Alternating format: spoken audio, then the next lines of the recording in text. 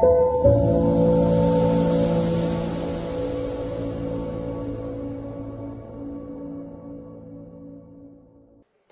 ప్రేక్షకులకు నమస్కారం. ఈనాటి మన సంభాషణ ముఖ్య అతిథి డాక్టర్ సామవేదం వెంకట కామేశ్వరి గారు, గైనకాలజిస్ట్. దాదాపు 2 దశాబ్దాలకు పైగా అనుభవం ఉన్నటువంటి డాక్టర్. మామూలుగా స్త్రీల ఆరోగ్యము, ప్రసూతి, గర్భిణి వీటన్నిటికీ సంబంధించినటువంటి విషయాలు చూస్తున్నప్పుడు సాధారణంగా వినిపించేటటువంటి మాట స్త్రీలకు ఎక్కువగా జరుగుతున్నటువంటి హిస్టరెక్టమీలు.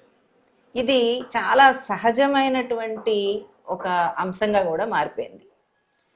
అంటే ఒక 2 పిల్లలు పుట్టిన తర్వాత కొంతకాలం అయిన తర్వాత ఇంకా హిస్టరెక్టమీ చేయించేసుకోవచ్చు కదా అనేటటువంటి ఒక ధోరణి పెరిగిపోవటం అనేది మనం సమాజంలో చూస్తూ ఉన్నాం. దాని మీద ఇది వైద్య నైతిక నియమాలకి విరుద్ధము, ఉల్లంఘన అని చెప్పి కామేశ్వరి గారు చాలా పెద్ద ఉద్యమం మీద మొదలుపెట్టారు. గర్భసంచిని కాపాడుకుందాం, దాన్ని బలపరుద్దాం అని చెప్పి ఒక పుస్తకం కూడా రాశారు. ఏంటి అంటే అసలు గర్భసంచి మనకి మొదటి పుట్టిల్లు, మనం దాంట్లోనే పెరిగాం. అది శరీరానికి అత్యంత అవసరమైనటువంటి ఒక ఆర్గాన్. దానిని తీసేయటము అనేటటువంటిది ఎంత నష్టం చేస్తుంది, స్త్రీల శరీరాలకు ఎంత నష్టం చేస్తుంది అనేది చాలా గ్రామీణ ప్రాంతాల్లో, పట్టణ ప్రాంతాల్లో తనే స్వయంగా వెళ్ళి తను చాలా అవగాహన తరగతులు నిర్వహించారు. ఇప్పటికీ కూడా దాని గురించి మాట్లాడుతూ ఉన్నారు. ఈ పని చేసేటటువంటి క్రమంలో ఒక స్వచ్ఛంద సంస్థను కూడా ప్రారంభించారు. హెల్త్ రీఇన్ఫోర్స్మెంట్ గ్రూప్ అని దాని పేరు. ఈ సంస్థ ద్వారా అనేక రకాలైనటువంటి అవగాహన కార్యక్రమాలు చేస్తున్నారు. ఈ సంస్థ భాగస్వామిగా ఆమె భర్త వింజమూరి సూర్యప్రకాష్ గారు కూడా ఉన్నారు. వీళ్ళిద్దరూ కలిపి చేస్తున్నటువంటిది ఈ పని చాలా ముఖ్యమైనటువంటి పని. దానితో పాటుగా దాదాపు 6,000 మందికి పైగా పేషెంట్స్కి, పిల్లలు లేని జంటలకి ఒక గైడెన్స్ ఇవ్వటం, ఒక డాక్టర్గా గైడెన్స్ ఇవ్వటము, వాళ్ళు ఎదుర్కొంటున్నటువంటి సమస్యని అర్థం చేయించటము. అంటే ఇది కేవలము ఒక వ్యాపారాత్మకంగా కాకుండా అనుభవాన్ని జోడించటం, ఇది తను చేస్తున్నటువంటి పని.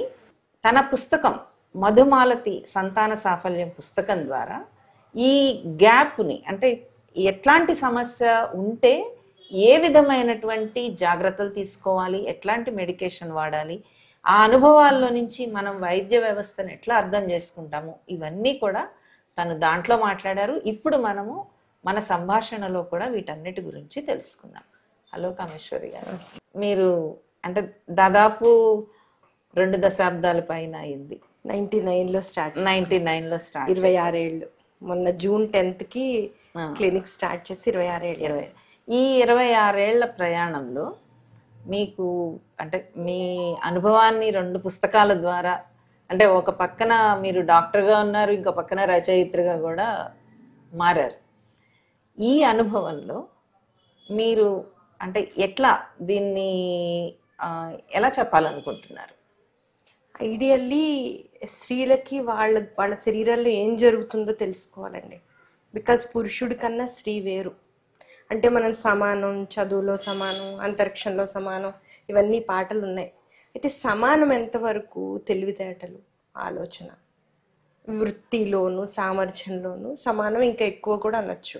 అయితే కానీ రిప్రొడక్టివ్ హెల్త్ విషయంలో ఇప్పుడు మీకు రీసెంట్గా ఈ సర్గసీ ఇష్యూస్ అన్ని నడుస్తున్న సందర్భంలో మనం అసలు బేసిక్ పీరియడ్స్ని, ఎవ్రీ మంత్ వచ్చే పీరియడ్స్నే మనం అర్థం చేసుకోలేదు. నెక్స్ట్ కాన్సెప్షన్, పిల్లలు, దానికి related infertility related treatments, ప్రెగ్నెన్సీలు.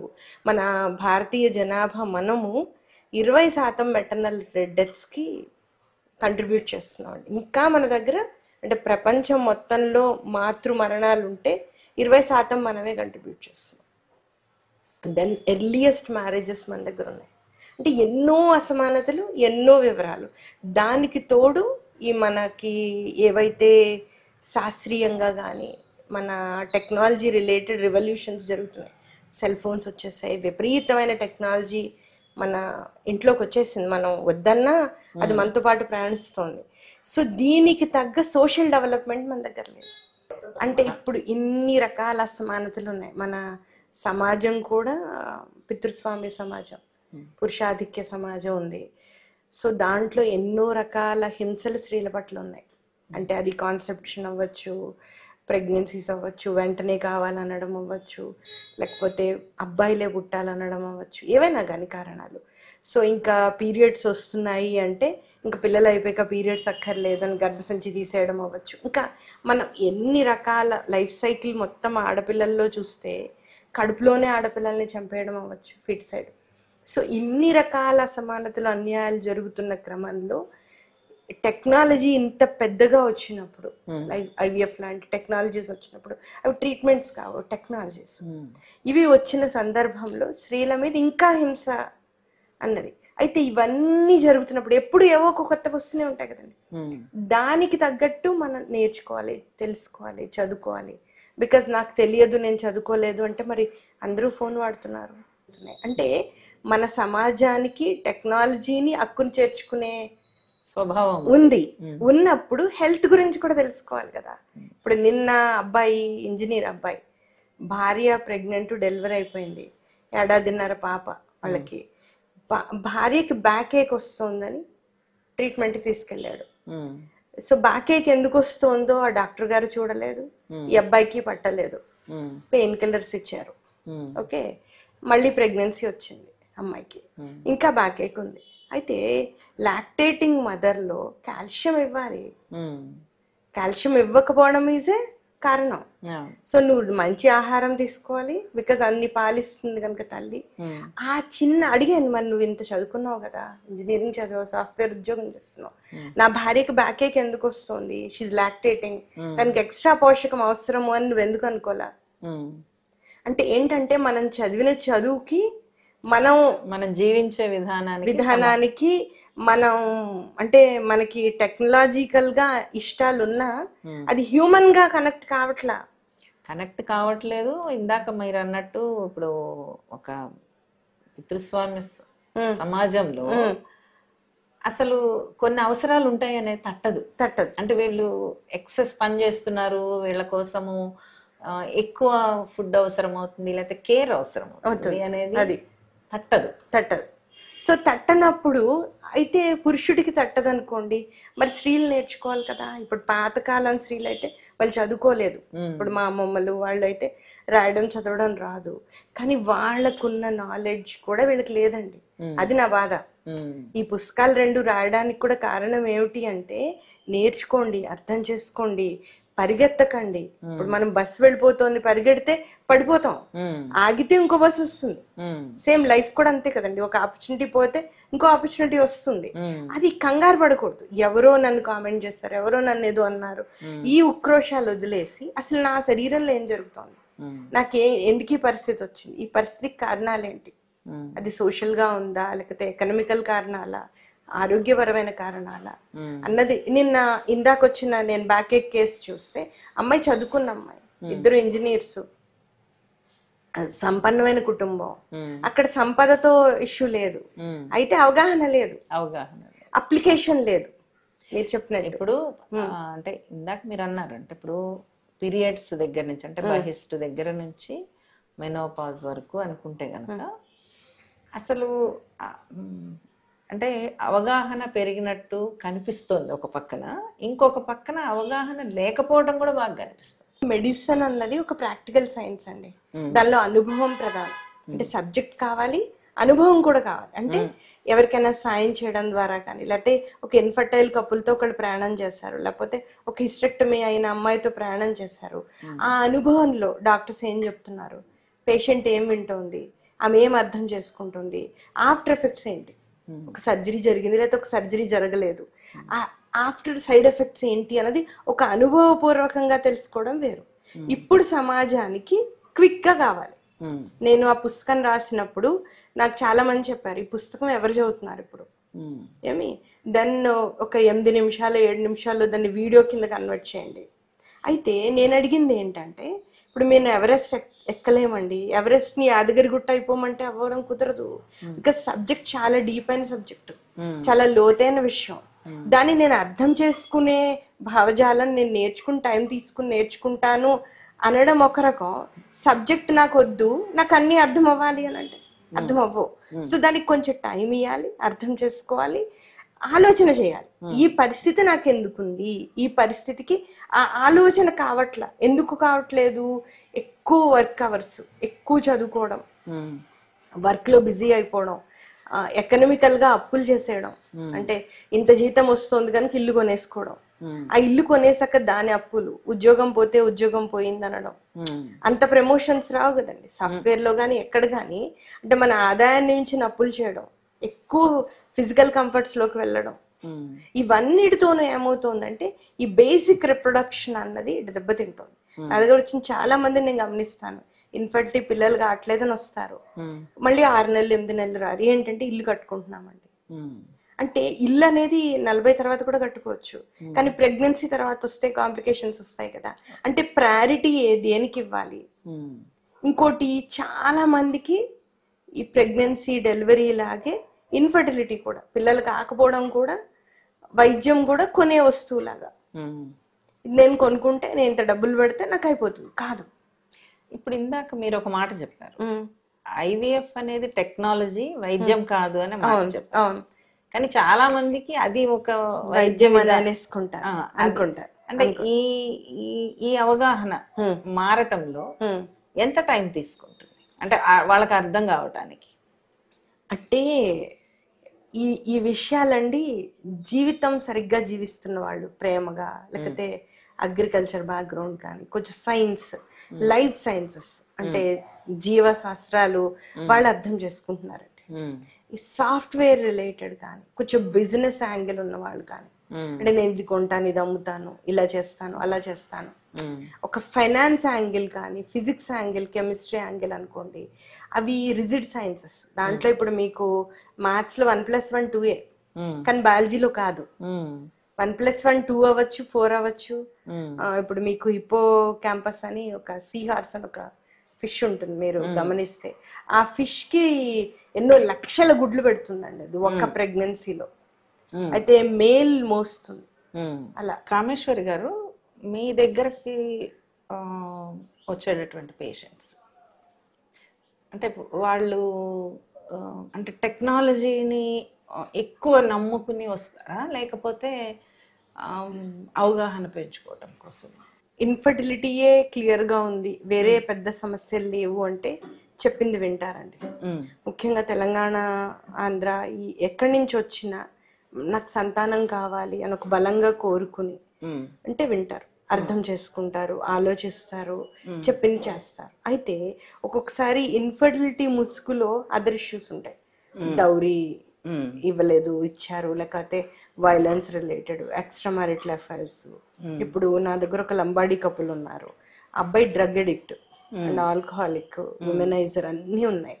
So అబ్బాయితో కలిసాక అమ్మాయికి ప్రెగ్నెన్సీ వచ్చి ఎక్టోపిక్ వచ్చింది, ఒక ట్యూబ్ తీసేశారు. అమ్మాయికి పీసీఓడి ఉంది, బట్ ఆ అమ్మాయి చాలా సిన్సియర్గా వస్తుంది. కానీ ఈ అమ్మాయికి వచ్చే పేద కుటుంబం వాళ్ళకన్నా. సో అలాంటి ఎన్నో డైనమిక్స్ తో అబ్బాయి ఏమంటాడంటే, అబ్బాయి మారడు, అడిగితే ఏమంటాడంటే, నా ఫ్రెండ్స్ అందరూ నా కేసే, కానీ వాళ్ళ భార్యలకు పిల్లలు ఉన్నారు, సో నువ్వే హ్యాండిక్యాప్డ్, ఎందుకని నీకు ఒక ట్యూబ్ లేదు, నీ వల్లే కావట్లేదు అంటాడు.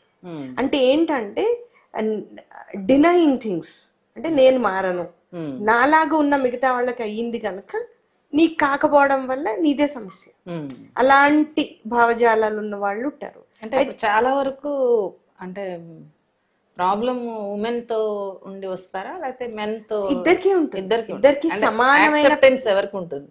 అంటే ఇప్పుడు మంచి విషయాలు ఏంటి అంటే పురుషులు కూడా యాక్సెప్ట్ చేస్తున్నారు, అర్థం చేసుకుంటున్నారు, నేనేం మందులైనా వాడాలా, నేనేమన్నా పార్టిసిపేట్ చేయాలా అన్నది అడుగుతున్నారు.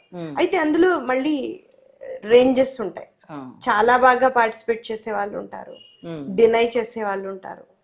డినై చేసిన ప్రెషర్ వల్ల, అంటే డాక్టర్ గారు చెప్తున్నారు వాళ్ళ దగ్గర చాలా మందికి ప్రెగ్నెన్సీస్ వచ్చాయి, నేను వింటే నాకు కూడా అవుతుంది అన్న ప్రెషర్ లో వినేవాళ్ళు ఉంటారు, ఏం చెప్పినా వినని వాళ్ళు ఉంటారు. సో ఇంకా అన్ని రకాల గ్రేడ్స్ లోనూ మనుషులు ఉంటారు. అయితే మనం ఎందుకు చేస్తున్నాం ఈ పని అంటే, మనం పట్టుకుని వాళ్ళని మన దగ్గర నిలదొక్కుకోకపోతే అక్కర్లేని మందులు వేసుకుని అక్కర్లేని ఖర్చు పెట్టుకుని, సో మళ్ళీ ఖర్చు పెట్టాక ఎవరు పెట్టాలి? ఫస్ట్ ప్రెగ్నెన్సీ కోసం అమ్మాయి పేరెంట్సే పెట్టాలి. అవును, అది సో ఒక మళ్ళీ సాంప్రదాయం అనుకుంటారు. అమ్మాయి పేరెంట్స్ కి మళ్ళీ అప్పులు అయిపోతాయి. సో అంత వైద్యం జరిగిన తర్వాత పిల్లలు కాలేదు అంటే ఈ అమ్మాయికి ఇంకెంత పెద్ద లోపం ఉందో అని అంటారు. సో ఇది ఎలాంటి విషయము అంటే, మనం విజయవాడ వెళ్ళాలి, విజయవాడకి కరెక్ట్ బస్ స్టాప్ లో నించుంటే గంటకో 2 గంటలకో 3 గంటలకో బస్సు లేట్ అయినా బస్సు వస్తుంది. మనం ఆపోజిట్ సైడ్ నుంచి విజయవాడ బస్సు రాలేదంటే రాదు.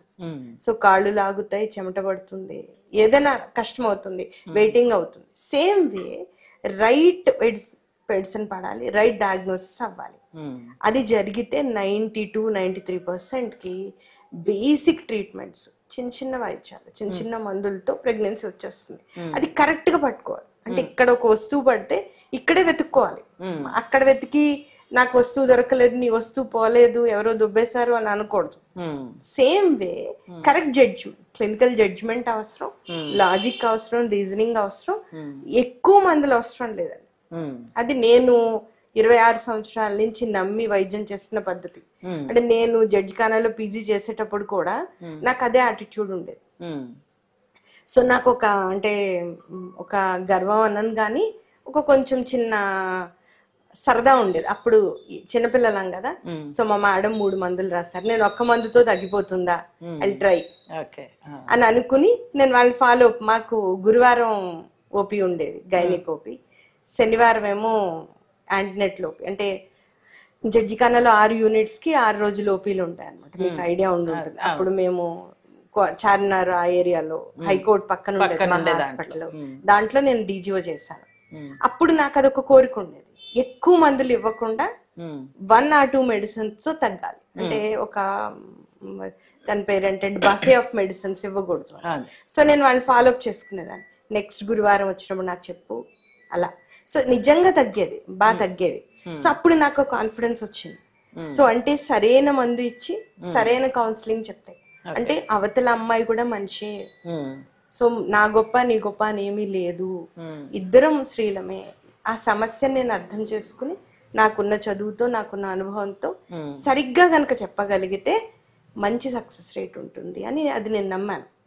సో దాన్ని నాకు రీఇన్ఫోర్స్ చాలా మంది చేశారు. నేను హౌస్మెన్షిప్ వైజాగ్ లో చేస్తున్నప్పుడు, నేను వైజాగ్ లో మెడిసిన్ చేశాను అండి, పీజీ జడ్జి ఖానాలో చేశాను. సో 2 రాష్ట్రాలు, 2 రకాల సాంప్రదాయాలు, అప్పట్లో ఉండే భేదాలు. ఇప్పుడు ఇది ముస్లిం అండ్ ఉర్దూ సాంప్రదాయము ఇక్కడ ఉన్నది, నేనేమో అక్కడ కేజీహెచ్ అనమాట, చేపల ఆడవాళ్ళు. నేను హౌస్మెన్షిప్ చేస్తున్నప్పుడు ఒక ఎమర్జెన్సీ, మెడికల్ ఎమర్జెన్సీ కేసెస్ ఉండేవి. అప్పుడు ఒక యంగ్ పర్సన్ కి పాంటైన్ హెమరేజ్ వచ్చింది. అంటే చాలా రేర్ హెమరేజ్ అనమాట. ఇంకా అది వస్తే చనిపోతారు, ఫీవర్ పెరుగుతూ వస్తుంది, అన్కాన్షియస్ అవుతారు, చనిపోతారు. అతని బ్రదరు, ఎల్డర్ బ్రదర్ వచ్చి రోజు వచ్చి ఏమవుతోందో అడిగేవారు. యాక్చువల్లీ నా కేసు కాదు, కానీ నేను అందరినీ కనుక్కుని ఆయన వచ్చి అక్కడ రోడ్డు మీద నించుంటున్నారు వార్డ్ ముందు.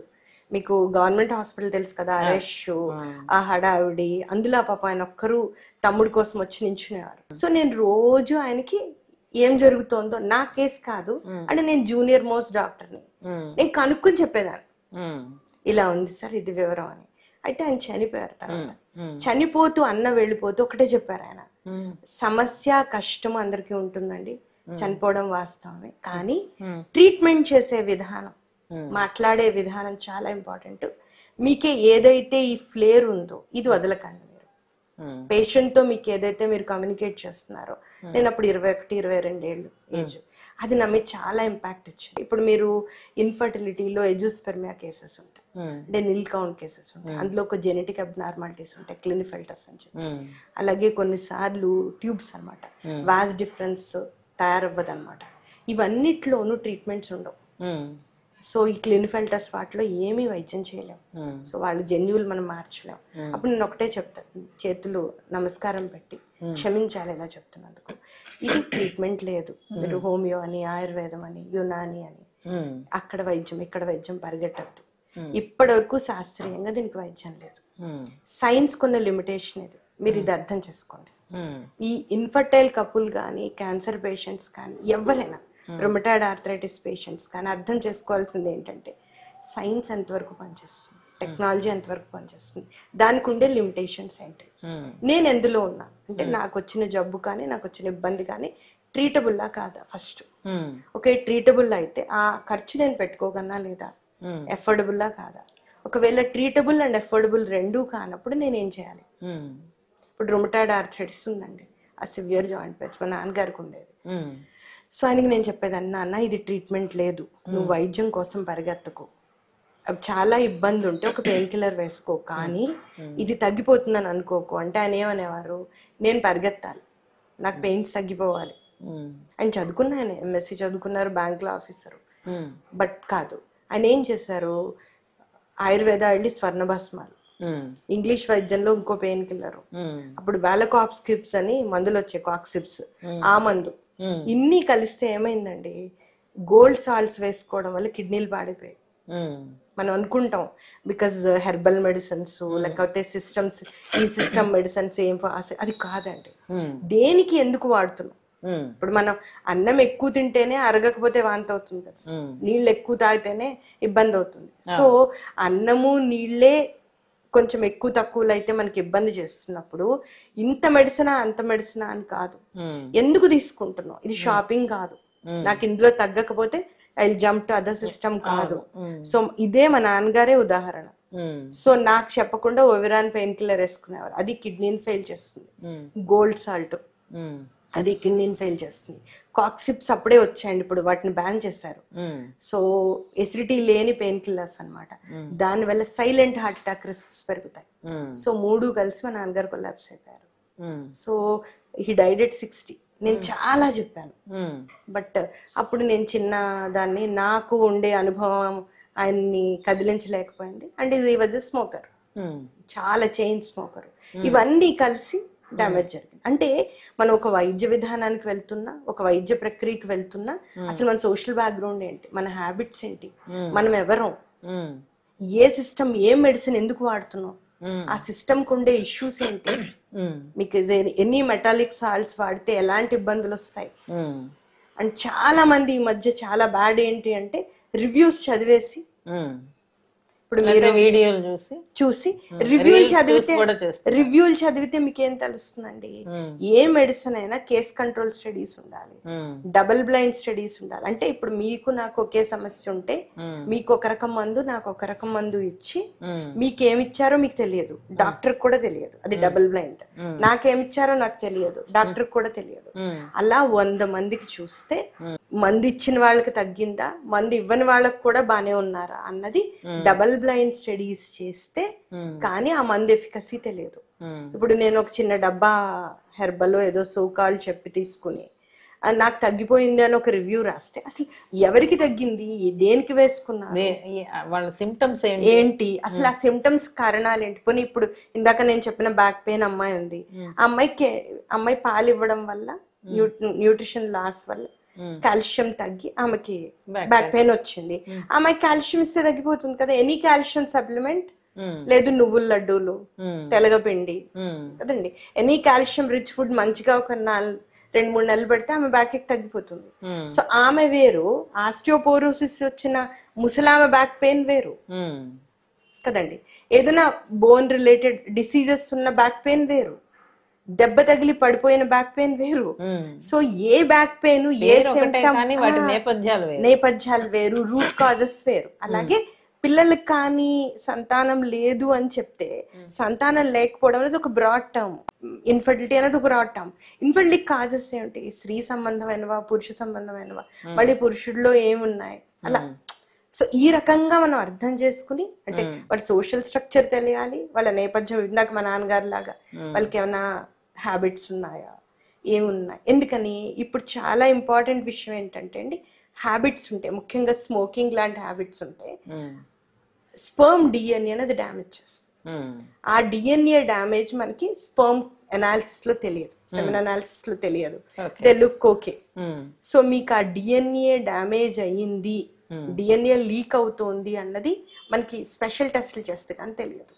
సో ఆ స్పర్మ్ ని IVF కి వాడితే ప్రెగ్నెన్సీ వస్తుంది, కానీ ఇంప్లాంటేషన్ ఫెయిల్యూర్ అయిపోతుంది. సో దాన్ని లేట్ పెటర్నల్ ఎఫెక్ట్ అంటారు. అంటే ఇంకా చాలా ఇంట్రెస్టింగ్ అండి. నాకు ఈ బుక్ రాసేటప్పుడు మా అమ్మాయికి చాలా నచ్చింది ఆ పాయింట్. అదేంటి అంటే స్త్రీ కణం ఓంలో ఉండే డిఎన్ఏ, ఆ సెల్లో ఉండే రిపేర్ మెకానిజమ్స్ వల్ల స్పర్మ్ డిఎన్ఏని రిపేర్ చేయడానికి ప్రయత్నిస్తుందండి స్త్రీ డిఎన్ఏ. Okay, excellent point. అంటే ఏంటి, ప్రెగ్నెన్సీ వచ్చింది ఐవీఎఫ్ ద్వారా, స్పర్మ్ డిఎన్ఏ ఎగ్ లోకి వచ్చేసింది, జైగోట్ ఫామ్ అయిపోయింది, సంయుక్త కణం ఫామ్ అయిపోయింది. అప్పుడున్న డిఎన్ఏ లోపాలని స్త్రీ సెల్లో ఉండే రిపేర్ మెకానిజమ్స్ ట్రై చేస్తాయి రిపేర్ చేయడానికి. రిపేర్ చెయ్యలేనంత డ్యామేజ్ ఉంటే ప్రెగ్నెన్సీ రాదు. రిపేర్ చేసేయగలిగితే రిపేర్ చేసేస్తుంది, చేశాక ప్రెగ్నెన్సీ నిలవచ్చు. అయితే ఇవన్నిటికీ కారణాలు ఏమిటి, డిఎన్ఏ డ్యామేజ్ కారణాలు ఏమిటి, బయట ఫుడ్ తినడం, ఇన్ఫెక్షన్స్, డయాబెటిస్, ఈ హ్యాబిట్స్, స్మోకింగ్, ఆల్కహాలిజం, పాన్. చాలా మంది ఏం అడుగుతారు, మా నాన్న తాగాడు, మా నాన్నకి 5 మంది పిల్లలు లేరా, మా ఫ్రెండ్ తాగుతున్నాడు, మా ఫ్రెండ్కి లేరు. అంటే ఇది ఇండివిజువల్ కేసు. అది ఎంత డోసు, ఎంత లెవెల్లో, ఎంత ఎఫెక్ట్ ఎవరికి ఇస్తుంది అన్నది వాళ్ళ జెనెటిక్స్ బట్టి, ఇప్పుడుండే మారుతున్న సమాజం బట్టి, పొల్యూషన్ బట్టి మారిపోతూ ఉంటుంది, ఒత్తిడిని బట్టి. అందుకని ఎలా చెప్తాం, అందరూ ఒకటని చెప్పలేము. సో అందుకని కంపేర్ చేసుకోకూడదు. మా నాన్నగారికి చాలా ఈ రకమైన బ్యాడ్ హ్యాబిట్ ఉండేదండి. సో నేను పెథాలజీ చదివేటప్పుడు ఇంత లావు బుక్ ఉంటుంది మాకు, రాబిన్స్ అని. దానిలో స్మోకింగ్ సైడ్ ఎఫెక్ట్స్ మీద ఇంత బొమ్మ ఇచ్చి ఏ క్యాన్సర్స్ వస్తాయి అని ఓ పిక్చర్ ఉంటుంది. ఇంత లావు బుక్, అసలు అది బ్యాగ్ లో పట్టుకెళ్ళడమే కష్టం. ఊరు పట్టుకెళ్ళి మా నాన్నగారికి చూపిస్తే, మీ డాక్టర్లు అలానే అంటారే, మా బ్యాంక్ లో ఏమి తాగని వాడు, ఏమి స్మోక్ చేయని వాడు, వాడికి క్యాన్సర్ వచ్చిందని చెప్పారు. అసలు చాలా హ్యూమన్ అజంప్షన్స్ చాలా ఉంటాయి. అయితే అది rarest of rare case. Rarest of rare ని తీసుకుని కామన్ థింగ్స్ ని వదిలేయకూడదు. సో ఇప్పుడున్న పురుషులు అర్థం చేసుకోవాల్సింది ఏంటంటే, హ్యాబిట్స్ ఉంటే ఆ రకమైన సైడ్ ఎఫెక్ట్స్ ఆన్ స్పర్మ్ కనిపించవు.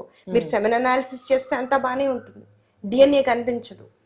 ఆక్సిడేటివ్ ఎంత తీసుకుంటున్నాము అనేది కూడా, డోసేజ్ ఎఫెక్ట్ అంటే ఇంత కొంతమందికి ఎఫెక్ట్ ఇవ్వచ్చు, ఇంత కొంతమందికి ఎఫెక్ట్ ఇవ్వచ్చు. సో ఎంతైనా విషయం ఎంత ఎవరికి ఎంత లెవెల్ అంటే ఇది కూడా అంతే. సో తీసుకోకూడదు.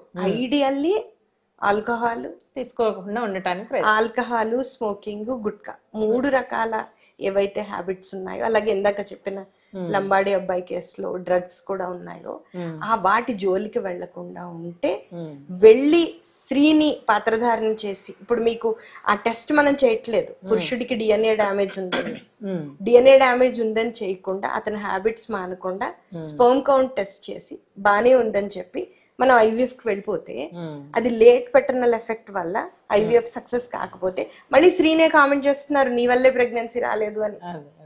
అంటే ఏంటి, మనం పురుషుడిని సరిగ్గా చూడకుండా అతని రిప్రొడక్టివ్ టెక్నిక్స్ అర్థం చేసుకోకుండా ఒక ఆధిక్యాన్ని, అంటే సొసైటీ ఇచ్చిన ఆధిక్యం ఒకటి ఉంది, మెడికల్ గా కూడా ఉంది. చాలా మీరు వెస్ట్రన్ కంట్రీస్ లో కూడా చూస్తే చాలా ఏళ్ళు స్పర్మ్ కౌంట్ ని వాళ్ళు కన్సిడర్ చేయలేదు, స్త్రీయే పాత్ర అన్నారు. మా సైన్స్ లో కూడా ఇప్పుడు మీరు చూస్తే సర్జన్స్ కూడా స్త్రీలు తక్కువ ఉంటారు డాక్టర్స్ లో. అలా కూడా జెండర్ చాలా డిస్క్రిపెన్ ఉంటాయి అన్ని ఉంటాయి. అయితే ఇక్కడ అది కూడా కాదు. చాలా ఇంట్రెస్టింగ్ ఏంటి అంటే, వాళ్ళకి సరైన ట్రీట్మెంట్స్ కూడా ఎవరు చేయరు.